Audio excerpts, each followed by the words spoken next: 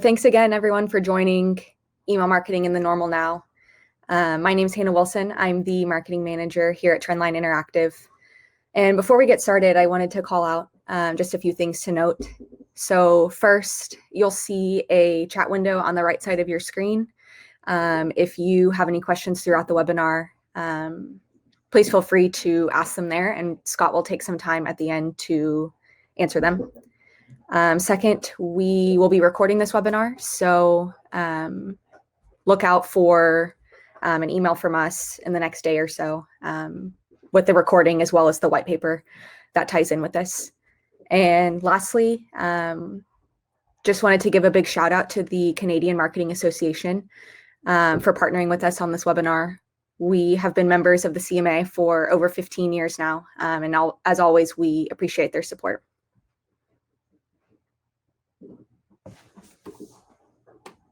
So about Trendline, Trendline Interactive is a full-service email marketing agency and consultancy that specializes in driving engagement through cross-channel communications. So email, SMS, or push specifically. We've been in business for about 10 years. This is 2020 is our 10-year anniversary, which has been really big for us. And we've also made the Inc. 5000 list for the first time this year, which was really exciting. We have offices in both Canada and the United States. And as you can guess, we send a lot of emails. So we have managed over 20,000 campaigns for our clients, and our sends have just surpassed the 3 billion mark. So now I'll introduce our speaker, Scott.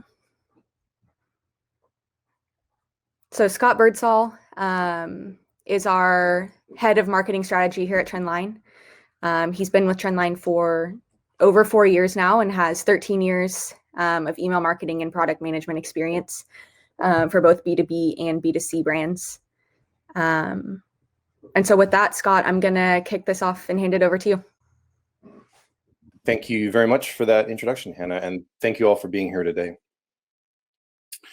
Early on in the pandemic, we were asked by clients for some consultation around how to react and communicate in 2020. And I think everyone was somewhat paralyzed at first. So at that time, we pieced together the early makings of some things to consider or plays to run.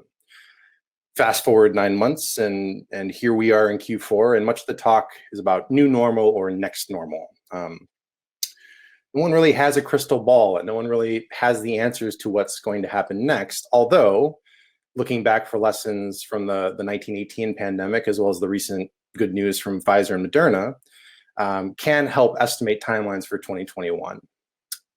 For some professions, there may be a clear path back to normal, or perhaps business didn't actually change that much in 2020. But for most marketers, we feel it's a little bit more complex than that. So we have a bit of a different perspective we want to put in front of our clients, and that is normal now. We recognize that normal now differs from person to person or business to business, and what's normal for you won't be normal for someone else or even yourself a few quarters from now. It requires new actions and responses driven primarily by the marketing department. So we'll be breaking up this presentation into 2 sections, which we believe should help define your next steps in the normal now. The first is a better crisis response. We know everyone is looking forward to slamming the door on 2020, but we would be remiss today if we didn't look back for insights. The other section looks ahead to 2021, using what we've learned this year to plan for growth. So let's jump right in. First off, a better crisis response. So when the COVID pandemic's first wave initially struck in early 2020, many marketing teams were left without a clear crisis response plan. Many needed to develop new messaging plans overnight, creating campaigns that might have sounded good at the time, but it quickly became clear that everyone had similar ideas.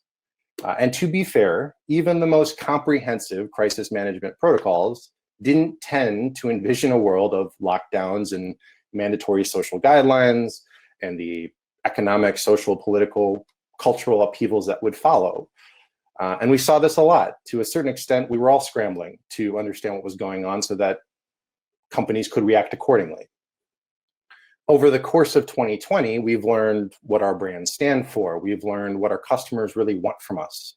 And we've learned some of the organizational traps that have kept us from responding as efficiently or effectively as we could. And now it's time to put that knowledge into action as we plan for company growth and success in 2021 and beyond. So, stating the obvious, email is an extremely cost-effective means of getting messages out quickly to a majority of your customers. So it makes sense that a business owner is going to use the channel to let people know about how they're handling the crisis specifically. This was a natural and reasonable reaction, but where many companies fell down was around this segmentation, right? So often the selection criteria for these COVID campaigns was, are they opted in? And that's about it. Panic led to vague COVID messaging going out to lists where many subscribers might not have heard from that company or brand in quite some time. We know this led to some major deliverability headaches from an email perspective. We also heard many anecdotal reports of email teams being sidelined and best practices ignored entirely in favor of a CEO's desire to get a message out to as many subscribers as possible. One tactic that we'll talk about in a little while that we found was effective was simply merging any COVID-related messaging into existing campaigns, as opposed to sending ad hoc messaging with little context or follow-up. This is, of course, assuming the company in question wasn't in healthcare or a part of the media. Also, side note, I fully realize that you can grab 4 tweets to make any point you want, but in this case, I feel we all know this to be a reasonable view of the customer's experience overall. And just to call out my personal favorite, in the bottom right-hand corner, I know these can be a little hard to read. My health and safety is the top priority of so many brands I never even knew had my personal email address. For email marketers, CRM marketers, this digital transformation represented a growth in open rates and, to a lesser extent, clicks and conversion rates in general. Obviously, there were specific changes for specific industries, but additionally, many email marketers pivoted their messaging to recognize the new social, cultural, and economic realities that their customers and subscribers were facing. This put them, as the marketing team, in one of the best positions to understand and act on the digital transformation happening with their audiences. So I say all this not to relive the wonderful time of March 2020, but to bring up the fact that we all essentially had the rug pulled out from under us this year. Understatement of the year in a year full of understatements. For marketing departments, the big story of 2020, it's not just COVID-19, but like I said, the digital transformation had accelerated as the world stayed home and tried to keep this virus in check. But there's another aspect to it that marketers need to understand and incorporate into their marketing plans. In the past, marketers are usually looking to digital channels to connect with their customers, understand and serve them better, and to get ahead of them, so to speak. So they're ready for wherever their customers go. But in 2020, the customer was the one leading the conversation around digital marketing. And as we all found ourselves quarantined, we went online to work, go to school, get entertained, go shopping, socialize. This great migration online drove the digital evolution farther and faster than anyone could have envisioned, even at the start of 2020. The pandemic is already credited with advancing digital transformation 5 or 6 years, according to a recent global survey by Twilio, which measured the impact and outlook of COVID-19 on businesses' digital engagement strategies. Did this really happen? And what does this actually mean? Well, it means e-commerce sales skyrocketed. Stores closed, but delivery services stayed open. Grocery shopping is driving much of that increase, especially for baby boomers. Their online grocery adoption rate jumped from about 8% in February 2020 to 24% by mid-March. And this trend has been increasing, but leveling off throughout the year. But the jury's still out as if how and if this will ever recede now that the digital adoption hurdle has essentially been cleared for this demographic. New email subscriptions rose with an increase in screen time and consumers looking for reliable news on the virus, driving significant new subscriptions to businesses like USA Today or Gannett, which I'll reference again in a few slides. Campaign Monitor study reported email opens increased about 4 percentage points in March and April compared to the same time in 2019. So people were generally spending more time browsing their inbox. Social media usage spikes, and ultimately, we are all at home in front of our screens all day. So of course, general screen time goes up. This is what it means when we say digital transformation has advanced at an incredible pace. So let's talk a little bit about who weathered the initial storm well from a messaging perspective and see what we can learn from them. We searched the market for a few solid examples of COVID-related messaging that we'll review now. The first one, Airbnb. Airbnb has always sent creative email promotions to their hosts. This is for their host audience in particular here. But the brand was really forced to grapple with this pandemic in ways that many brands did not have to. And just as an aside, it cannot be understated how difficult a task this is from a crisis management perspective, right? While many emails from the CEO were vague or unclear, this particular email provides a clear rationale as to why they're taking the actions they're taking. This is where Airbnb started. While we saw many letters from the CEO hit the inbox, perhaps my favorite part about this one was that the communication didn't end here. Airbnb followed the CEO email with its regularly scheduled programming, which continued the conversation and explained how the company contributed to support systems in their host community. This is news for their hosts. This isn't noise. All content was then easily accessible on Airbnb.com via a general host COVID resource page.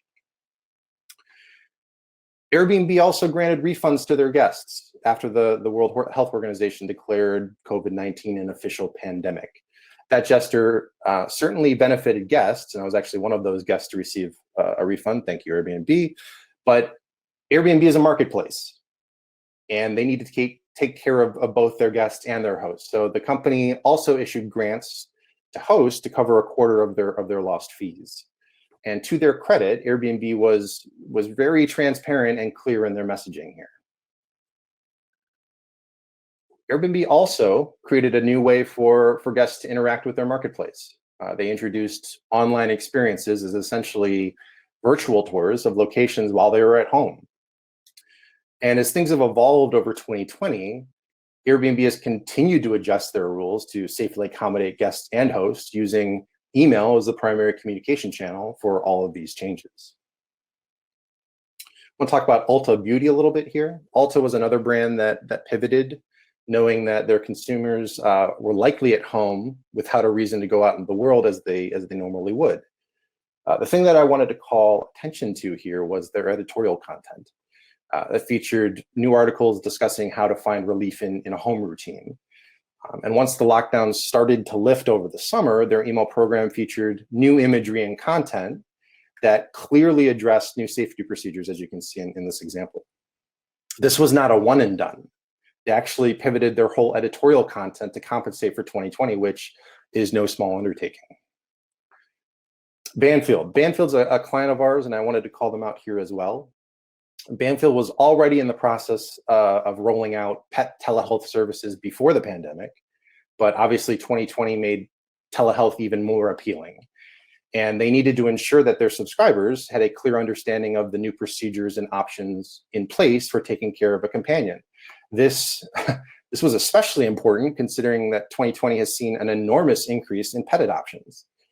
Banfield really took advantage of all their communication channels, SMS and email in particular, to support their 2020 messaging while still focusing on the subscriber relationship with super relevant client-centric content.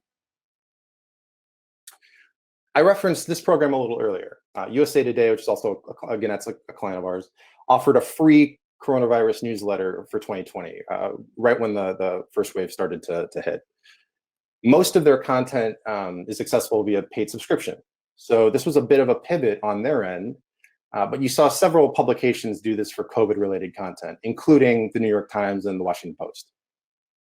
The biggest surprise for Gannett was that nearly half of the COVID newsletter's recipients eventually signed up for a paid subscription to USA Today. And I believe this points to subscribers understanding the value of respected publications for topic as serious as COVID-19. So in the vein of helping others prepare a better crisis response, we came up with a couple of simple yet practical, or we hope, tools to consider incorporating. The first was called 10 Things You Can or Should Do to Prepare for the Next Big Disruption.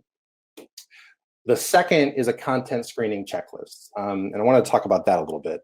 We empathized with many email marketers or CRM marketers during the pandemic.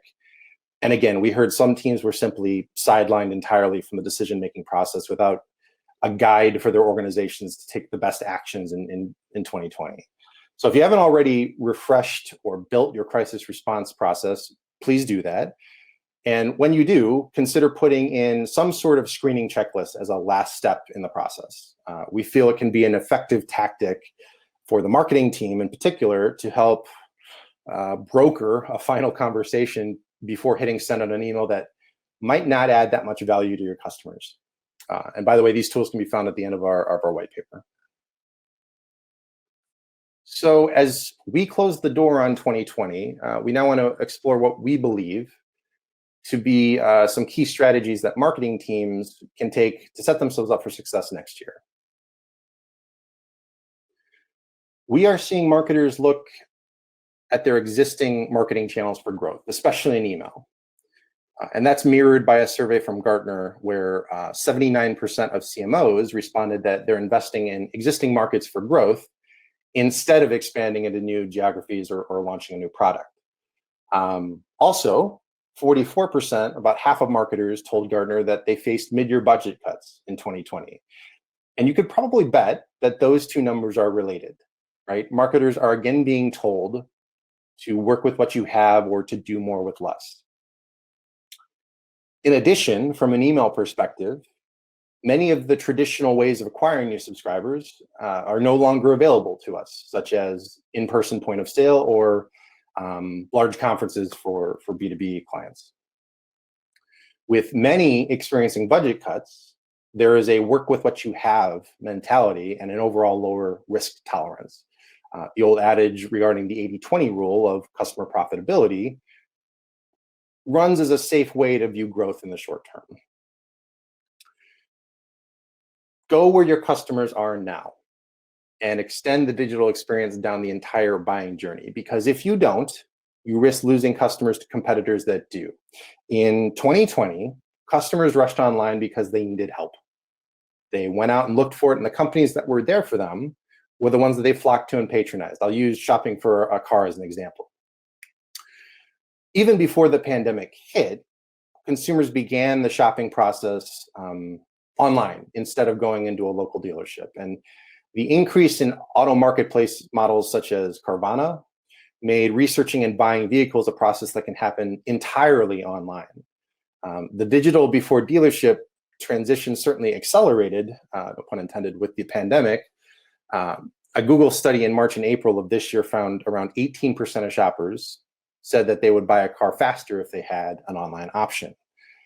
The study reported that 92% of auto purchasers already research online, and now we're seeing a similar, or the full vehicle buying journey through purchase and delivery follow a similar trajectory. So as the pandemic wears on and the numbers have shifted even further in favor of digital. A recent Car Guru survey found that 61% of people were opening to buying a car online, up from 32% before the pandemic hit. So essentially doubling the percentage of people saying they feel comfortable with the entire buying process being online. We aren't saying that you need to go digital. Most companies have been digital for years or even decades. What we're saying is the consumers expect a digital or touchless experience as the primary mode throughout the whole buying process, regardless of industry. Although consumer research found shoppers declaring that they were done with stores, shopping in stores, Q2 and Q3 2020 research from CoreSite actually found that the percentage of consumers, at least in the US, avoiding shopping centers actually fell from 66% in July to 57% in September. And it's unfortunately likely that this percentage will rise again as we head into the winter months.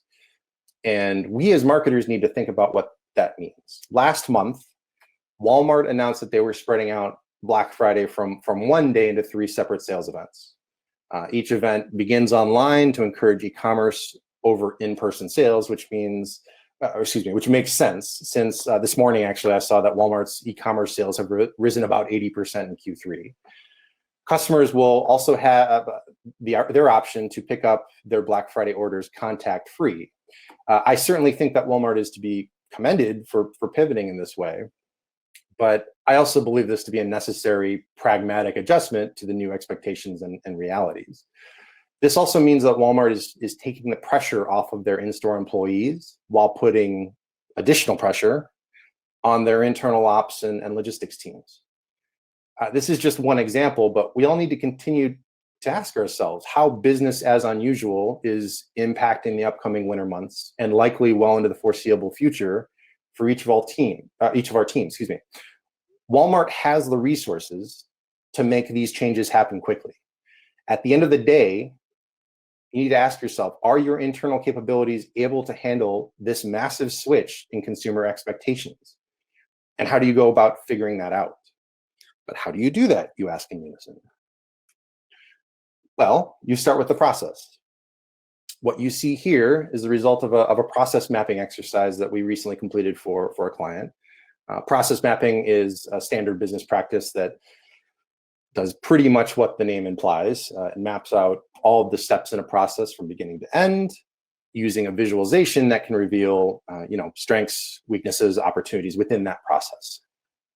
It's your first step because you can't optimize what you don't know or can't see. The boxes and arrows visualization shows you how your email process moves from conception to production and finally analysis. Next, you assess the skills on your team, right, and what you need to take the next step. One mistake a lot of companies make in assessing team strength is not necessarily knowing how many people are involved directly in the email campaign or CRM process. The team map here is an example of typical marketing connected roles and how each of these roles interact and what those roles are collectively accountable for within production. Now, some companies might combine roles while others might have people not listed as an essential part of the marketing team, but getting on the same page is another crucial step here. It's also important to ensure your people and process are paired with the right products. We often get asked if a specific ESP is right for us of a given client, and we often try to back that conversation up a little bit to understand really how their data is managed from the source of truth. How flexible is their data from platform to platform? How many full-time employees do you have dedicated to your program? Automation is essential for the modern marketer, and you should, at the very least, ensure that your ESP and CRM or CDP or DMP or source of truth play well with each other and can automatically move data around based on the marketer's needs. You want to ensure that you have an understanding of your consumer experience. And I mean that more than just how they interact with your site, but also how your competitors' sites, how they interact with your competitors' sites and their messaging programs. This is a crucial part of understanding not only the basics of their email programs, but also how far ahead or behind your competitors are in their own digital transformation process. When we show this type of email competitive review to clients, it's usually a bit of an eye-opening experience. I'm often surprised at how many companies don't have a repository of competitor emails on hand or haven't even signed up for their campaigns. Ask yourself how each message plays a role in the overall email strategy. Is the goal evident to your subscribers? How long has it been since you updated the design, and does it reflect current best practices? Do all of the links work? Does the email function correctly in different viewing environments? Unfortunately, many times the subscribers become sort of unpaid beta testers for emails, right? What are you doing to prevent this from happening? Accessibility. Can everyone find value in your message regardless of their personal situation? Brand representation. Do your messages reflect current branding? And overall general impressions. Do you generally like what you see when you look at your emails? We have a few tactics to help you get started and work through the creative content audit, helping to prioritize what work needs to be done.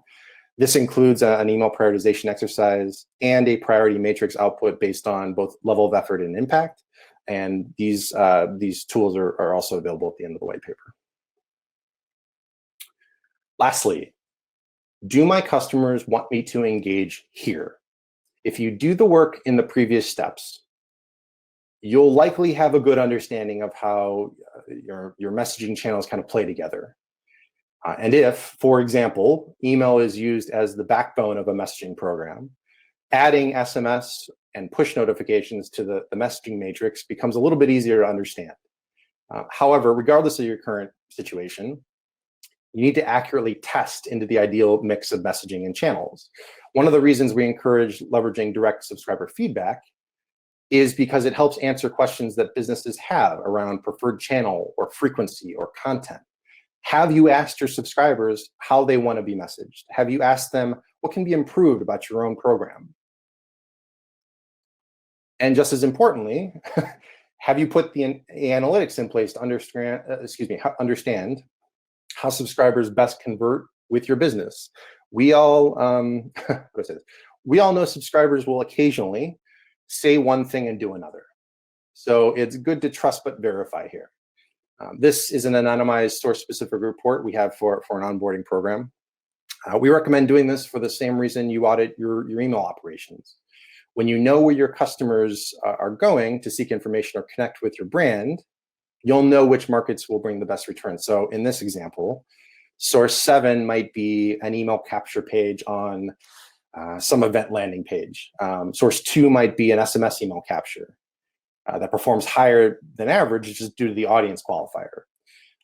This is a great tool when you're testing multiple channels against each other because it helps account for how subscriber sign-up source might influence future test results.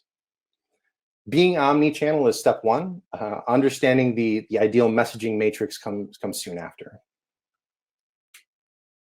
So let's talk about above the line and below the line, because it wouldn't be a Trendline presentation without it. Shout out to Mr. Andrew Kordak if he's listening. Above the line refers to anything your customers see, right? Your content, a conversion path, other stops along the journey. It's important, but it's only half of the equation for successful marketing. Below the line is the other half. It's what your customers don't necessarily see, but it's also what drives your growth and success. It's your marketing automation platforms. It's your CRM or other database integrations. It's your strategic plan. It's your marketing analytics and measurement, your workflow process. Our view is that you have to do the below the line work first. The COVID-19 pandemic has certainly forced marketers to rethink many aspects of their marketing programs, both above the line and below it.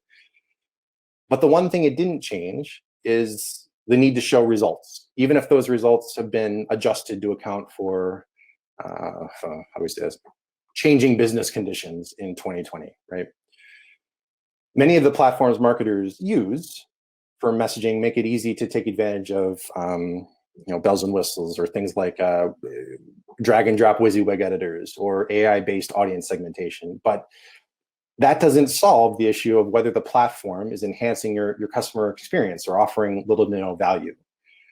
Looking for growth opportunities in 2021, we believe means reaching beyond platform capabilities and understanding how the programs you have already invested in are serving both your company's goals and your customers in this NormalNow. So with that, thank you very much for your time today, and thank you again to the CMA. With that, we'll open it up for questions.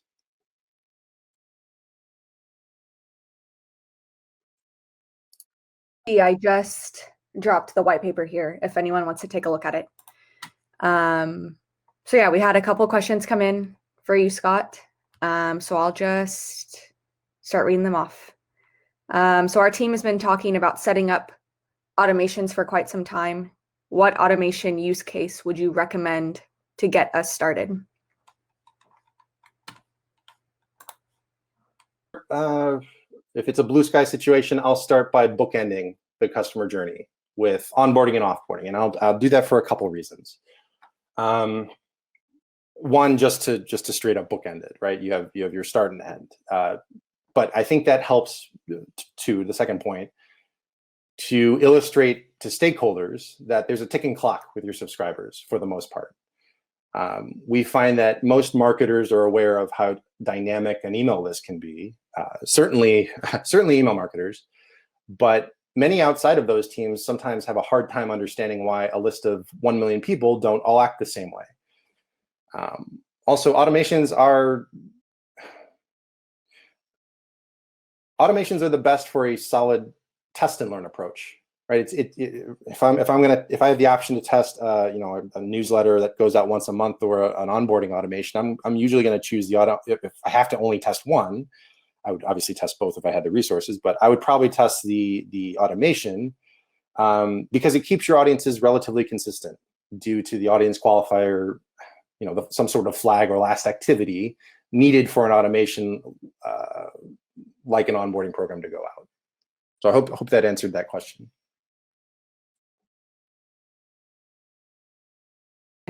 So you talked about the importance of retention. You also talked about deliverability issues earlier of hitting older subscribers. So what are the best or the right steps to take in order to reactivate some of the older subscribers? And by the way, if anyone has any deliverability specific questions, we have Mr. Chris Arundale here as our Chief Privacy Officer. He's got a ton of background in email deliverability. He's a great resource to have internally for me. But I'm going to do my best Chris Arundale impression here. I tend to isolate users based on some sort of last activity view of each subscriber. And I tend to use 6 months of a last activity as a starting point because that's what Spamhaus recommends, and that's what Spamhaus looks for. And if you don't know about Spamhaus, well, you are a lucky person. So meaning if a user hasn't engaged in over 6 months, you put them in a holding group for special sales, or even consider removing them entirely from campaigns. I'm not saying after 6 months after sign up, you get rid of them. I'm saying if they haven't opened, clicked, visited, opened an app, or any other sign of life, you start to sunset them from your baseline or regularly scheduled programming, so to speak. One of our executives, Alex Williams, has a great saying about retention campaigns, saying you can't wake them up the same way you put them to sleep.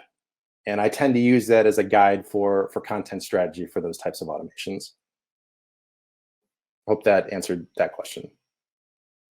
By the way, I'm happy to answer any questions specifically if you want to email me directly. Great. Okay, Scott, how are you finding teams are able to forecast how channels like email are expected to grow next year?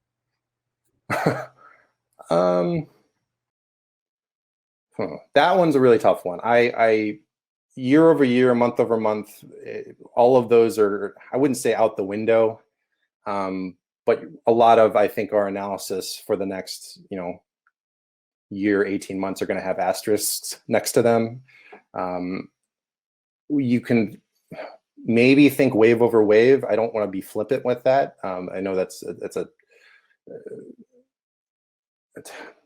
I think that's the only real way you can say, here's another situation where all of our behaviors have changed in such a drastic way that you might be able to reference wave one over what we're currently in. But forecasting out for 2021, I think it's totally contingent on the massive logistic issue of getting vaccines out and seeing how that behavior ultimately changes our consumers' experiences, right? I think it's going to be very difficult to estimate otherwise. So that one's a tough one. And if you have a specific question around that, or I think we drill down into the specific industry, I might be able to answer that a little bit more directly. But happy to reach out, or feel free to reach out if you want more specifics around that. Okay. Scott, do you have any examples of ultimate no-nos that companies have done during the pandemic? Ultimate no-nos. I love how that's phrased. Yes, we did a couple of quarterly business reviews earlier in 2020 for some clients where I call that specific brands. There were a couple that just flagrantly used the stay at home order and the situation we all find ourselves in as a way to push more product, right? And we're all at home, use 25% off to buy more jeans at home. Like having no relation to their business didn't necessarily contribute to anything helpful during the pandemic, but they were using that as a way to maybe get into the inbox and again, push more products. So that would probably be an ultimate no-no. And you got to remember, these emails don't go away. They're there to, you can reference them forever after they go out. So you want to play defense with your brand and make sure that you're not sending something out that's not going to age well. And think about how this will age a year from now. And if you're using it to be an opportunistic brand, you're likely going to pay the price later on, if not immediately after. But thank you. I loved how that question was phrased, whoever asked that.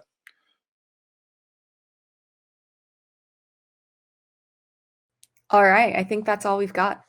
So please feel free, like Scott said, to reach out. His email address is there if you have any additional questions. And thanks again, Scott, for putting this together, and thank you to all who joined. Enjoy the rest of your day.